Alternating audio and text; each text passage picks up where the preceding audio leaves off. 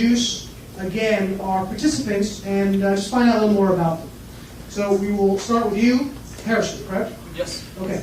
Tell us why you are a member of the Occupy movement and what you think of the Tea Party. How much time do I have? Yeah. It's like about 30 seconds. Is the clock running? My name is Harrison Schultz. I got involved with Occupy Wall Street on August 2nd, 2011 for a lot of reasons. I can't think of a good enough reason not to get involved with Occupy. As for the Tea Party, I'm reserving judgment. I agree that your movement has probably been smeared every bit as thoroughly as this movement, and I'm here to meet you all and listen to what you have to say face to face. So, let's do it.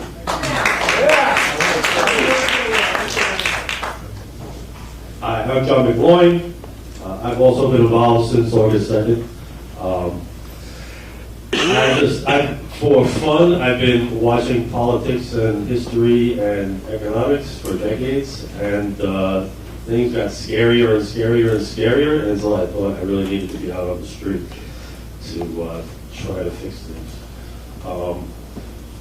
The Tea Party seemed to have grown up as a grassroots movement, occupying congressional meetings. So, I mean, we'll see how we agree to disagree.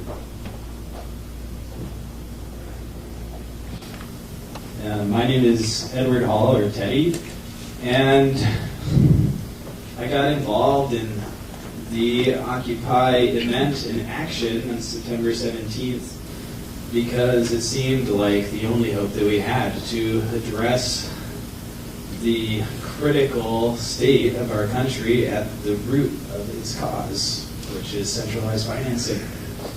And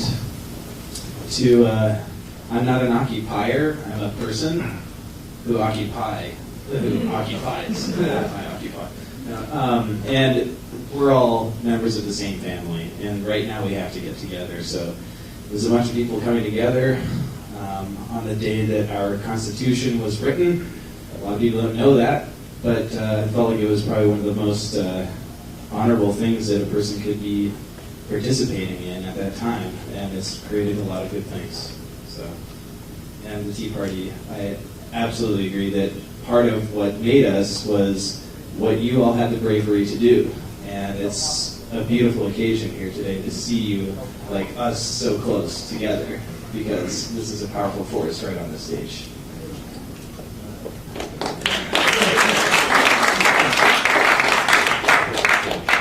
My name is Kanene, and I'm an educator, and I'm also 32, and I want to have children.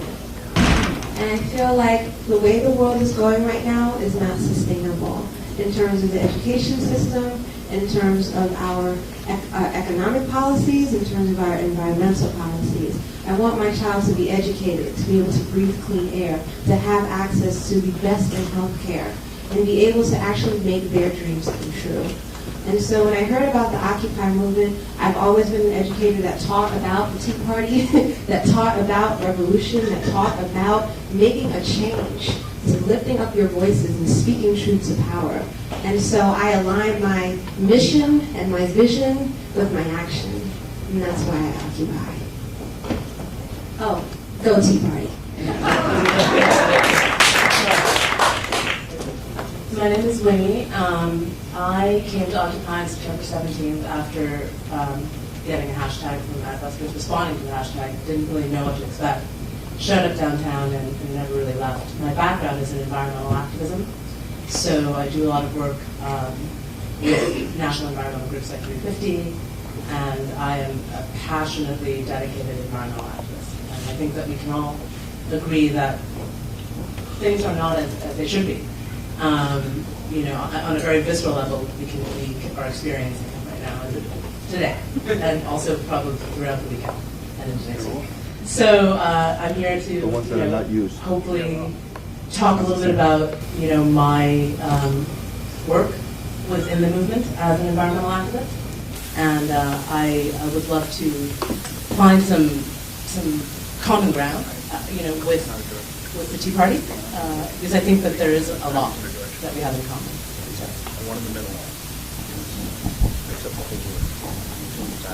My name is Justin Wedes. I'm a teacher, a high school public school teacher, and I came down to Occupy Wall Street out of concern for the future of public education, and more broadly speaking, for the future of our democratic country and for our democratic process.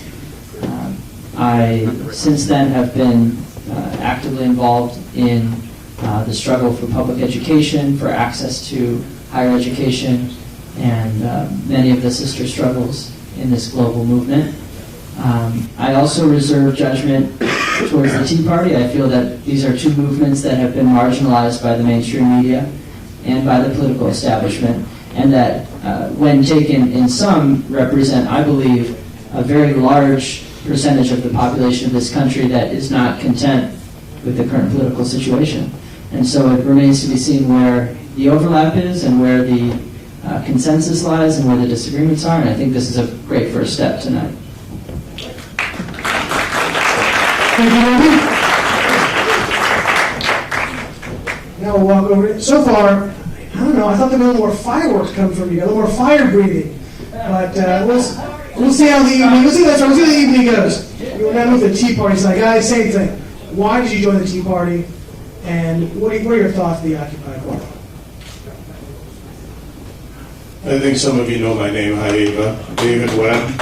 I'm the founder of the New York City Tea Party, which is now the national messaging arm on my national talk show on Sirius XM. Activism isn't new to me. It started in 1981. Actually started in 1980 when I raised my right hand and took an oath to protect and defend this country. Through the years, I've watched the political institutions pollute the system institutionally in some form or another, whether it's crony capitalism, whether it's the inaction when they had the power and they had the ability to do it, whether both sides were involved, and there have been mistakes made on both. I'm a Republican, that's because that party's the closest that suits my vision of what's good for America versus what the Democrats believe in on their platform. As far as the similarity between Occupy and Tea Party, I'll sum it up for you that there is no similarity when you look at the way they were both started, at least in who they are. Occupy Tea Party, Occupy by the numbers, and I'm not painting everyone in the movement, but let's compare the Tea Party to the movement in literally in 15 seconds. 12 deaths, 3 murders, 12 rape allegation arrests, 25 cases of indecent exposure, 500 theft arrests, 6,800 arrests overall, and municipal state estimates of 12 million in estimated damage. And if anyone can tell me that there are similarities between the two movements, I dare you to put those numbers to the Tea Party. To be fair, David, 10 of those initial exposures were me. just. My name is Pamela Geller. Thank you, that's all right. You know, it doesn't have to be polite applause, it can be raucous. I can honestly say that I got activated on 9/11, 2001, in the defense of freedom. And I don't believe that the fight that we are in is a partisan fight. This is not Republican versus Democrat. This is individualism versus statism. Individualism versus collectivism. And so I started blogging because, as we saw, the end of media had abandoned freedom and truth and integrity and any journalistic reportage whatsoever, and they ceased being a public servant in the interest of news gathering, and instead became a propaganda organization for the uber left. So through my blog, Atlas Shrugs, organically, organizations were created. The American Freedom Defense Initiative, which is a human rights organization dedicated to freedom of speech, freedom of conscience, and individual rights. Stop the Islamization of America, same thing. Freedom of speech, not the enforcement of the blasphemy laws. Freedom of conscience and individual rights. And I agree with David that there's absolutely nothing in common with a movement of looters, moochers, and destroyers versus a movement of the preservation of individual rights, the smallest minority in the world, and capitalism, the most benevolent system in the world. figures I gotta go after Pamela. My name is Toots, and thank you. And I'm a musician here in New York City. And I guess after 9/11 it's kind of what woke me up, but I got actively involved in the Tea Party after the 2008 bailout by George Bush. After that I said they're both in it together. I knew that Obama wanted to do it, but when Bush started it, I knew there was something wrong. I got actively involved in the Tea Party, and it was a movement about fiscal responsibility and a real grassroots movement. I met so many beautiful people in the movement, and I've written tons of songs, probably 45 or 50 songs about the movement, and that's where my passion is, and that's where my passion lies. And then as for the Occupy movement, I live here in New York City, so I obviously went down to Zuccotti Park and seen them, and they weren't exactly my kind of people, but I met a few of them outside today for the first time, and they've been nothing but friendly, gracious, nice, and the way I am is, even though we're not going to agree 100%, we probably won't agree on anything, that still doesn't mean I'm not going to respect their opinions and respect them as people. And that's just the way I feel.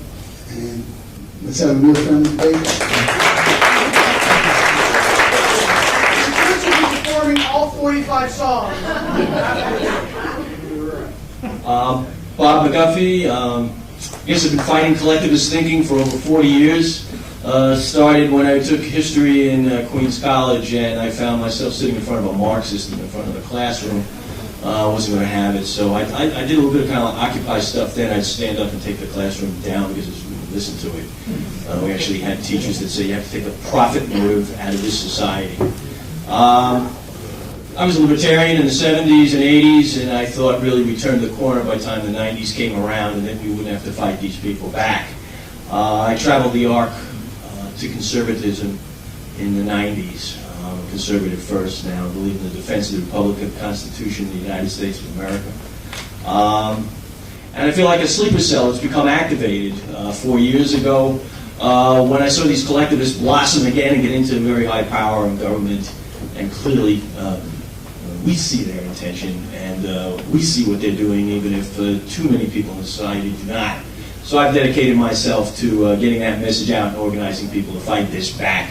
And we really think in the next week, 4 years of determined effort, we certainly hope to come to fruition. As far as the Occupy movement goes, boy, I've seen some nasty stuff on the television screen. I think there is something, though, that we do share in common from some of the things I've heard. There is, we both do not like corporatism, crony capitalism, where our politicians are funded by corporate interests and then go and pass legislation to benefit those corporations and advantage them in the marketplace. And we fight that on the right as much as it is fought on the left. As far as the solution goes, we diverge. I would always had said that Ralph Nader gave, over the decades, probably the best critique of the state of play, but the worst of solutions. We shut him off when he'd come to his socialist solutions. We believe in individual liberty, the capitalist system where everybody is free to pursue their own dreams and see them come to fruition. And that, my friends, when you have a bubbling, energetic, capitalist, robust economy, is when everybody has job opportunities. They need people to do this work.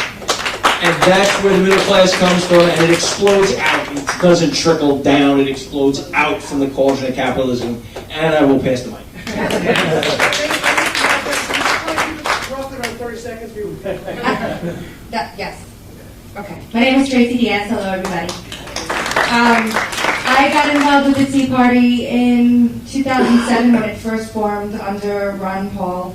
I actually am a libertarian, and I'm very proud of that fact. I do not hide from saying that out loud. I respect small government, fiscal responsibility, and the Constitution above all else.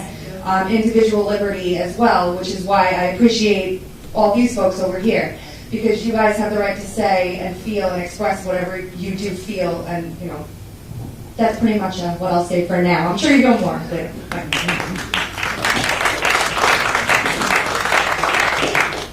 My name is Ruth Brian White. I'm probably the oldest one on the on the stage here. I was the first 2008 presidential candidate of the elections before Hillary, Obama, or McCain, and I debuted my candidacy on Bill O'Reilly's show. And I just wanted to say that, you know, these young people are wonderful young people that I believe other people who have another kind of agenda want to take over and really try to train them into the ways that they want them to be. That's one of the reasons why I flew here from Las Vegas, to make sure that I worked with them. They understood who we are as conservatives, not necessarily, you know, libertarians or Republicans, but I'm an independent. And I want to say, you know, that one of the things that my concern was is that the war on real women is not the one that is a fluke, you know, because, you know, and so I think that we need to understand that if somebody wants to pay for something, let them pay for it out of their own pocket, not my pocket. And so I think that I wanted to make sure that we understood that that we have to get rid of the hypocrisy of the 1%ers that are like Clooney, that it's okay for him to be 1%er while he's having $40,000 plate dinners, while 97% of the people in the entertainment industry, producers, directors, actors, are going homeless and don't have any work. So I wanted to really get that. I agree with that. Point across.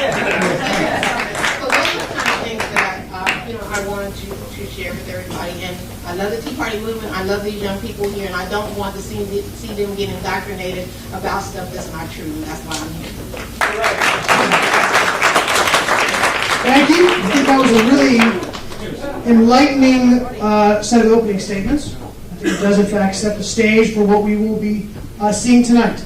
So I'm going to introduce the first topic. Now, the way we're going to work it, guys, is the topic will be for both sides. Again, each side will have 5 minutes. Each person can walk up to the mic. It's up to you guys to decide who walks up or walk up by yourself. You'll go on for as long as you want or for as little as you want, but your 5 minutes will be running the moment when you start speaking. When you stop speaking, your clock will stop.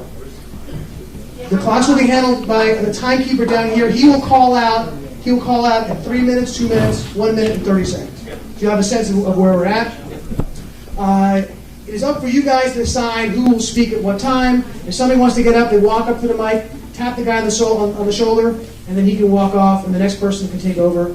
Let's try not to talk over each other, but it is a debate, so it's okay if we go back and forth, as in sort of a debate style. Our first topic.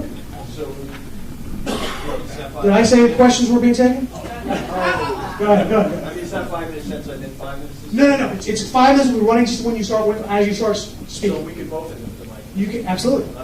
And if you guys talk over each other, you're only going to be, your point will get across. Okay.